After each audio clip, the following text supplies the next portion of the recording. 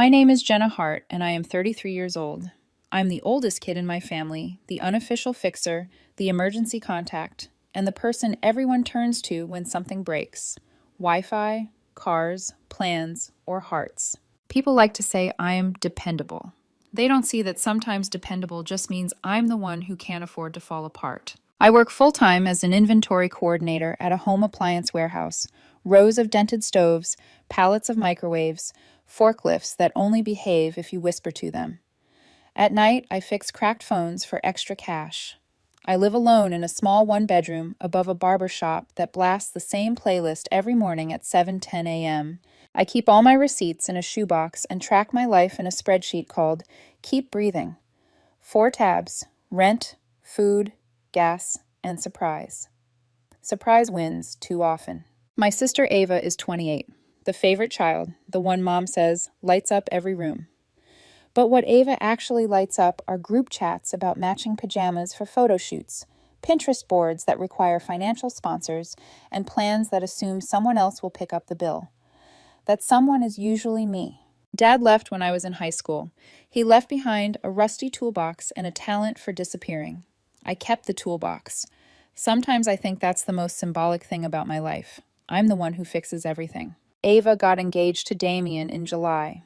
Damien is the guy who wears sunglasses indoors and calls waiters boss. He posts rise and grind around lunchtime. Mom loves him because he calls her ma and brings flowers he doesn't buy. My boyfriend, Daniel, is quieter, thoughtful, the kind of man who buys you an extra charger because he noticed yours fraying. The opposite of Damien in every possible way. My family barely remembers Daniel exists. Not because they dislike him, because attention in my family flows in only one direction. The engagement party was held at the type of banquet hall you see all over Instagram. Chandeliers, with only 2 working bulbs, gold chairs, and a floral backdrop that smelled like glue instead of roses. I wore my one decent dress and heels that had survived 3 weddings and 1 job interview. They sat me near the speakers, close enough that I could feel the bass in my ribs. Toasts began. Someone tapped a glass. The Godfather gave a speech that was mostly about himself. People laughed. I pretended I wasn't mentally calculating whether my car's brakes would survive another month. Then it happened. When I slid my chair closer to the table, it moved. Not a little wobble, a deliberate yank. I lost my balance and hit the floor hard. My elbow smacked tile, and the shock shot up my arm so fast it made my vision flash. A few people gasped. Everyone else laughed. The uncomfortable, shallow kind of laugh that fills an awkward silence. And there he was, Damien, standing behind me with his hands raised like a magician revealing his grand finale. "Your place is on the floor, Jen," he announced into the microphone. Guests chuckled. Bridesmaids giggled. Even Ava let out a half laugh, covering her mouth like this was cute and not humiliating. Mom's expression did that twisted thing, pretending to be disapproving while clearly entertained. I stayed on the floor for half a second, staring at the grout lines, feeling heat rush to my face. I could have yelled. I could have stormed out. I could have shoved the chair back into him. But I didn't. I stood up, placed the chair back where it belonged, sat down, and put my hands on the table. I refused to give a room full of people the spectacle they wanted. I refused to be the dramatic sister again. And that's when I noticed someone staring at me. From the head table, a man in a dark suit leaned forward, studying me with an expression that didn't belong in a party room. Sharp jaw, older, expensive watch. This was Victor, Damien's father. The man rumored to own half the buildings in our city. He stared at me with recognition, and something like concern. Then he stood up, walked straight toward me, stopped at my chair. "Is that you?" he asked. I blinked. Me. Damien jumped in, trying to turn it into a joke. "Dad, she's fine. Jenna's just..." Victor ignored him completely. "What are you doing here?" he asked me. It wasn't rude, it was confused, like seeing someone in the wrong chapter of their story. "It's my sister's engagement party," I said. "I'm the sister." He stared a moment longer, then murmured words that shifted the mood around us. "We need to talk." He said it quietly, but somehow everyone heard the weight of it. And later, long after the party, when I replayed this moment, I realized something. The fall wasn't the real betrayal. It was just the first piece of the truth showing. 2 hours earlier, my phone had rung with a call from the bank. A call about something I never signed. Something involving my name, my credit, and my sister's fiancé. But no one at that banquet hall saw that part. Not in any photo. Because what happened next, what Victor already knew, wasn't in the pictures at all. I didn't sleep that night. When I closed my eyes, I kept replaying the chair scraping across the floor, the laughter, Damien's smug grin, and Victor's strange, sharp recognition, like he'd seen my name somewhere it didn't belong. But the truth was, he had. And it started 2 days earlier, on a Tuesday morning so ordinary it almost felt insulting. I was at work, scanning barcodes on a pallet of mismatched toaster ovens, when my phone buzzed with an unknown number. "Hi, this is Bri from Red Oak Bank," the woman said. "I'm calling to verify the joint line of credit you started this morning." For a second, I genuinely thought she had the wrong person. "I didn't start anything," I said. "It lists you as the primary applicant," she continued, tapping keys in the background, "and an Ava Hart as co-applicant. Looks like an online application with in-branch finalization." My stomach dropped so fast I had to steady myself against a stack of boxed microwaves. "Which branch?" I whispered. "Kingsford," she said. "Right next to Titan Gym. Right next to Damien's gym. Right next to Ava's apartment. A perfect radius of bad decisions." I forced my voice to stay calm. "Flag it as fraud. Freeze everything." She guided me step by step through the script. Fraud alert bureau, freeze report, affidavit, secret passphrase. I scribbled everything on the back of a shipping label with a Sharpie that kept dying. My hands were shaking so badly I smudged half the ink. Just before hanging up, she said, "Our regional financial officer will review the alert. His name is Victor Russo," I finished for her. "Ah," she responded, confused. "Yes. How did you know?" "Because I'd seen that name on Damien's holiday cards. Because I knew that last name too well from whispered family gossip. Because suddenly the math lined up in a way I didn't like." That night, I called the number Bree gave me. A calm, composed voice answered. "Russo." "Hi," I said. "This is Jenna Hart. I'm calling about a fraudulent credit application under my—" "I've already seen it," he interrupted gently. "Tell me everything." There was no surprise in his voice, no confusion, just disappointment, recognition, and it wasn't directed at me. We talked for 15 minutes. Not once did he make me repeat myself. Not once did he suggest I misunderstood. He asked me 3 questions, very simply. "Do you authorize anyone, your sister or her fiancé, to use your name for financial applications?" "No," I said. "Do you consent to sharing your credit, your address, or your accounts with them?" "No." "Are you prepared to protect yourself, even if they call you cruel for it?" I paused, because that was the word my mother always used. Cruel. Whenever I set a boundary, whenever I didn't cover a bill, whenever I made life inconvenient for Ava. Victor waited silently for my answer. "Yes," I finally said, "I'm prepared." "Good," he replied. "I'll freeze all movement. I'll audit every attempted access. And Jenna?" "Yes?"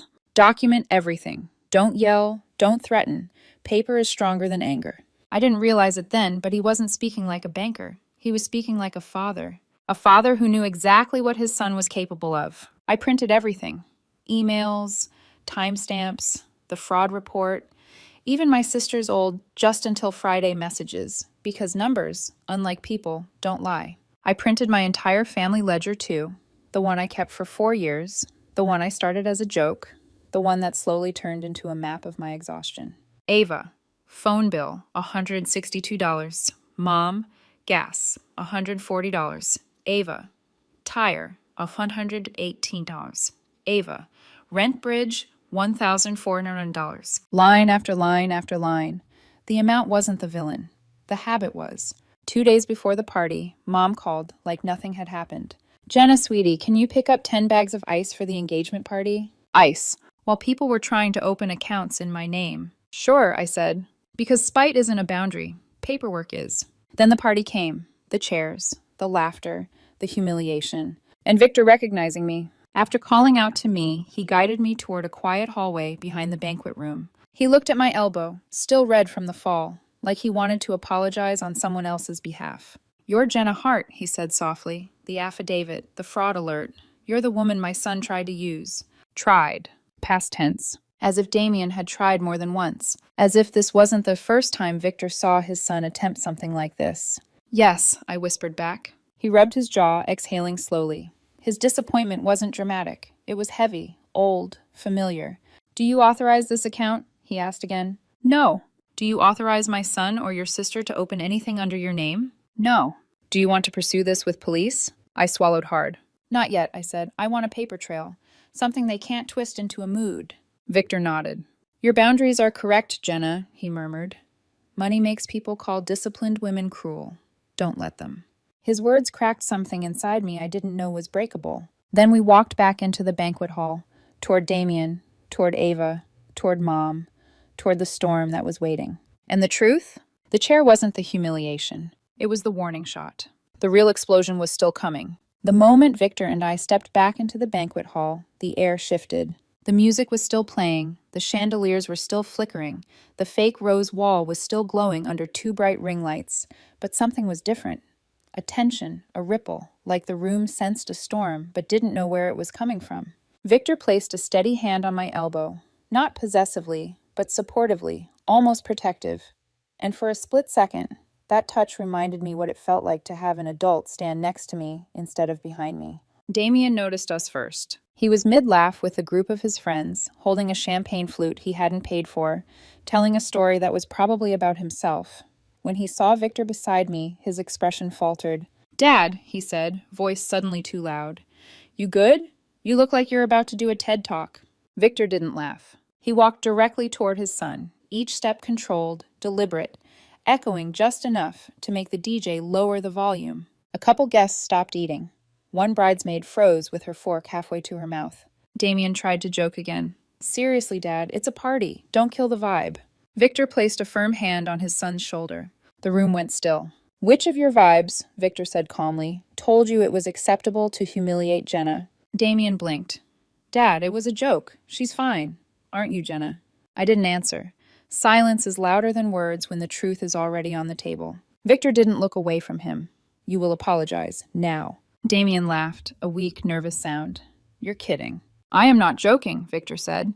"You are going to apologize for pulling her chair." The room shifted, bodies turning to watch.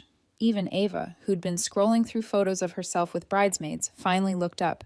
Damien's smile cracked. He turned toward me with the enthusiasm of someone preparing to swallow nails. "Sorry," he muttered. "Happy?" Victor's hand didn't budge from his shoulder. "Look her in the eyes," he said.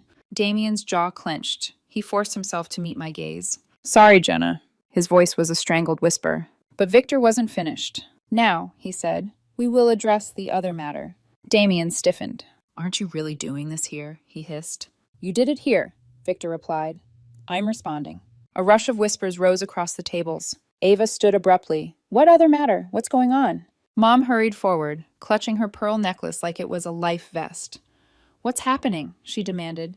"Why are we making a scene during my daughter's special night?" Victor didn't turn toward them. His eyes stayed locked on Damien. "You attempted to open a joint line of credit under Jenna's name," he said. "Without her knowledge. Without consent." A few people gasped. Some leaned in. One man choked slightly on his champagne. Damien's face paled. "That's not... Dad, come on, it was for a gift. For Ava. A surprise." Victor's expression didn't change. Family is not a debit card. Ava stepped between us, palms raised like she was defusing a bomb. "Jenna," she said, voice sugary and brittle, "don't be like this. If something got mixed up, we can fix it quietly. Come on. It's my engagement party." There it was. The line that rewrites every crime into a misunderstanding, every boundary into an attack, every truth into being dramatic. Mom added, "You don't take family to the cleaners, Jenna. That's cruel." Cruel. The old word. The sharp one. The familiar one. I reached into my purse slowly, feeling the paper edges, the weight of my preparation. Then I pulled out the envelope. I placed it neatly on the table between us. "This," I said quietly, "is the affidavit, the fraud alert, and a printed ledger of every time I bailed you out, every just until Friday, every my card got flagged, every you're the logical one." Ava's face changed. Not shocked, defensive. "Why would you bring that here?" she snapped. "Are you trying to humiliate us?" "No," I said. "You did that when you used my name."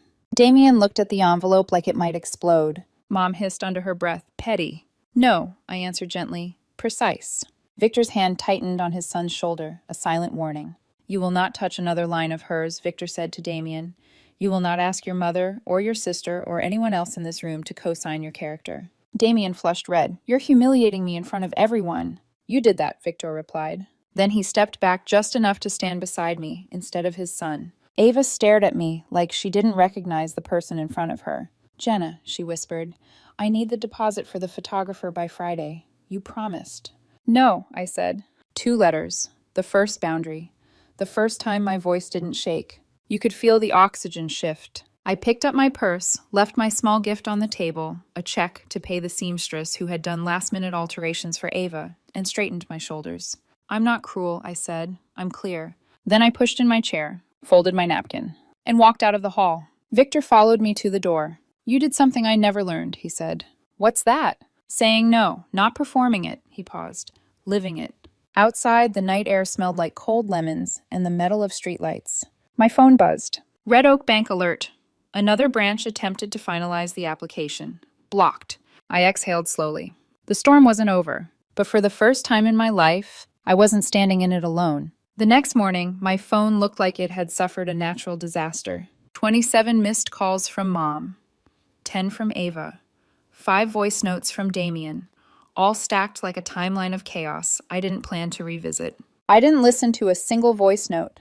I just stared at the notifications while drinking coffee at my tiny kitchen counter, the mug warming the same hands that had been shaking the night before. Mom's first messages were furious. How dare you ruin your sister's engagement?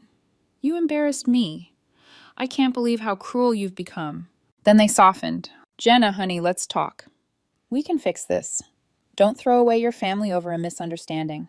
Then they hardened again. I raised you better than this. Ava is crying. You're tearing the family apart. I put my phone face down. Ava's messages came next. Short, frantic, spiraling between guilt, manipulation, and entitlement like a rotating carousel she couldn't get off. Ava, we need the photographer deposit by Friday. You promised. You know how important this is to me.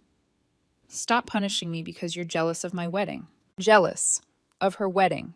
The wedding she was trying to fund with my credit. I didn't respond. Then I made breakfast. Eggs, toast, quiet. And for the first time in years, I ate standing up without rushing, without someone calling me mid-bite, without guilt. My phone dinged again. Another alert from Red Oak Bank. Attempted credit access detected, blocked. A second branch, someone was trying again. I didn't panic, I didn't cry, I didn't freak out. I took a deep breath, opened my laptop, and emailed Victor. Subject, another attempt. From Jenna Hart to Victor Russo. Hi, Victor. I just received a second fraud alert from another Red Oak branch. Can you confirm it's blocked? Thank you, Jenna. The response came 10 minutes later. Subject, another attempt. From Victor Russo to Jenna Hart. Already handled. It was blocked at the system level. I've removed Damien's access to every family-linked account he's ever touched. I'm sorry you're going through this. VR. I didn't know why, but seeing I'm sorry in writing made something loosen in my chest. Not pity, recognition. I got ready for work. I tied my hair back. I put on my steel-toed shoes. I stacked boxes and trained a new hire who listened better than most people in my family. Life moved forward, slow, ordinary, grounding. At lunch, my Aunt Maria called. She wasn't at the engagement party, but she had ears everywhere. I heard what happened, she said.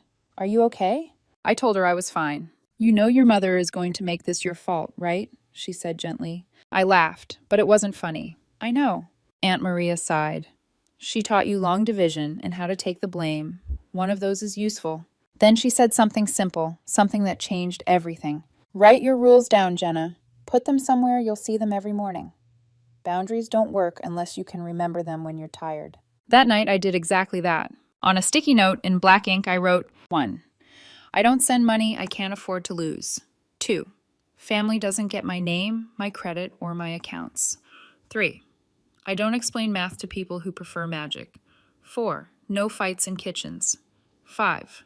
Locks aren't cruelty. Locks are clarity. I stuck the note inside my cabinet door, right above my vitamins. It looked ridiculous, like a kindergarten reminder chart. But when I closed the cabinet and opened it again, it felt steady. It felt good. The fallout came fast and ugly. Damien posted a photo on Instagram, him holding Ava's waist tight, both looking miserable but trying to appear glamorous.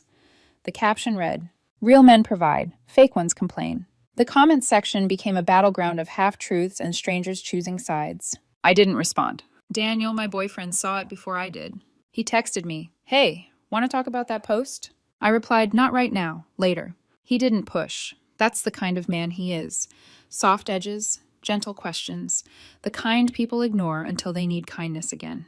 But something in his messages felt anxious, as if he sensed I was closing myself off, as if he worried that shutting out my family meant shutting out everyone. And the timing was perfect, because that was when his ex-girlfriend, Celine, suddenly reappeared online, liking his old photos, commenting little hearts, sending him long time no see messages. She'd always been competitive, always looking for flaws in other women.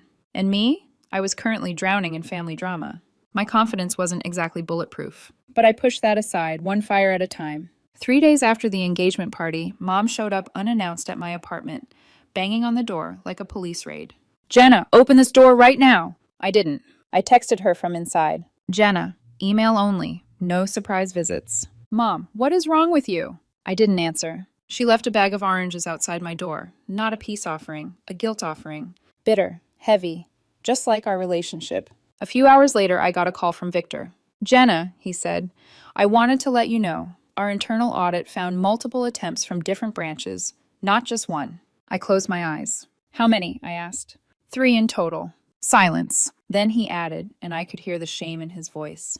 My son knew exactly what he was doing. Something inside me finally broke. Not loudly, not dramatically, not with tears. It broke quietly, like a rope worn thin over years finally snapping. I wasn't angry. I was done. That night, I updated my spreadsheet. I canceled old subscriptions, removed my card from every shared app, changed passwords, strengthened every lock, literal and emotional. Healing didn't look like peace. It looked like paperwork. And it looked like distance. Real distance. Mom called again the next morning. I let it ring. Ava texted, "I found a new photographer, but we still need your half." I turned my phone off. The silence didn't feel empty. It felt like oxygen. 3 months passed. Not quietly. Quiet was never something my family allowed me, but steadily, like a slow sunrise after a long storm. Healing didn't feel like peace. It felt like routine, predictable, mine. I woke up earlier. I made coffee without checking my phone first. I stretched. I logged expenses into my spreadsheet. I fixed things only when I chose to fix them. For the first time in my adult life, nobody texted me urgent at 6 a.m. Ava stopped asking for money. Mom stopped calling to guilt trip me. Even Damien went silent, probably because Victor stripped every account and privilege he had access to. Life felt lighter, safer, almost boring. And boring was a luxury I didn't know how to enjoy at first. One afternoon, Victor asked to meet. We sat outside a small coffee shop downtown, the kind with mismatched chairs and handwritten menus. I showed up early. He showed up exactly on time. He handed me a sealed envelope. Inside was a letter on bank letterhead. "All applications linked to your name have been closed or denied. No open credit attempts remain. No branch may process transactions involving your identity without in-person, verified authentication. V. Russo." It was the cleanest closure I'd ever seen. Victor cleared his throat. "I hope this gives you some peace." "It does," I said. "Thank you." He nodded, then looked down at his hands. Large, disciplined, tired.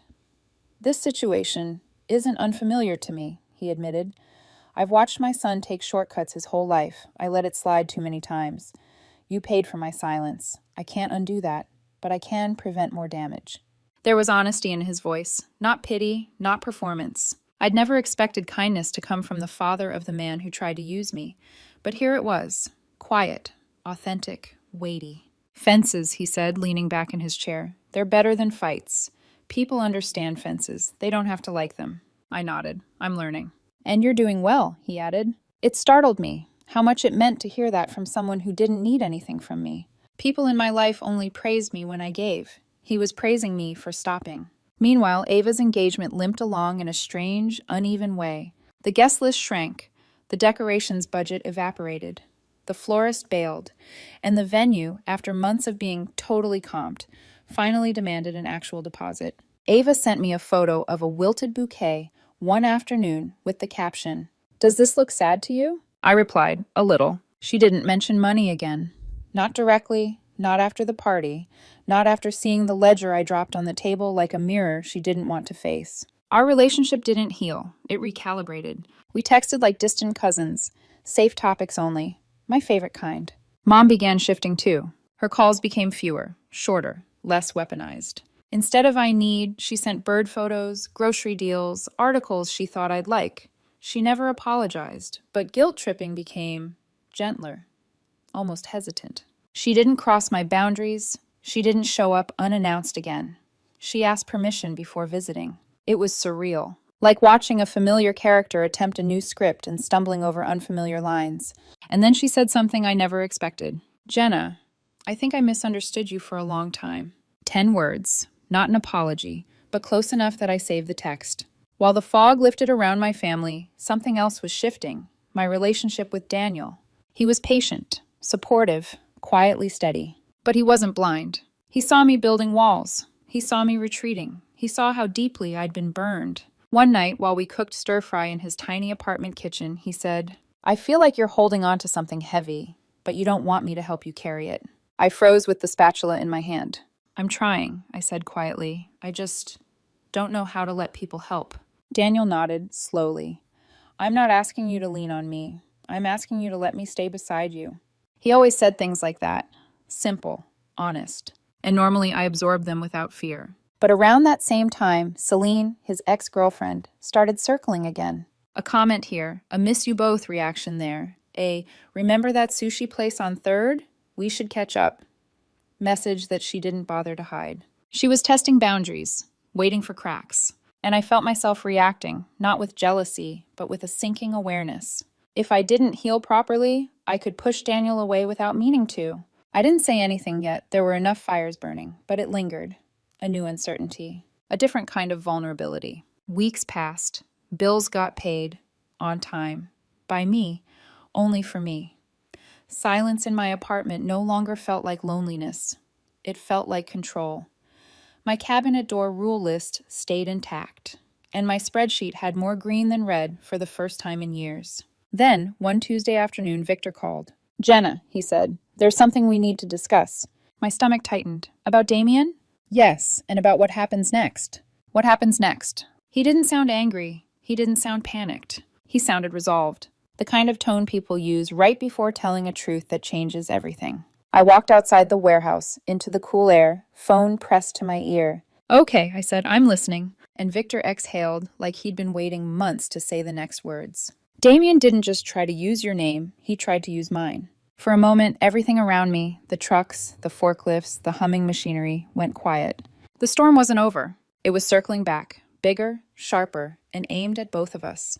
For a moment, I couldn't breathe. Damien tried to use your name too, I repeated. Victor's voice was steady, but beneath it was something brittle. Shame, anger, and the quiet devastation of a father facing his son's truth. Yes, he said. And not just once. A pause. He attempted to open a line of credit using my business accounts. He forged a signature, mine. My knees went weak enough that I had to sit on a loading dock behind the warehouse, the smell of diesel heavy in the air. Victor, I'm so sorry. It slipped out automatically, apologizing for something that wasn't mine. He exhaled. You don't have to be sorry for my failures.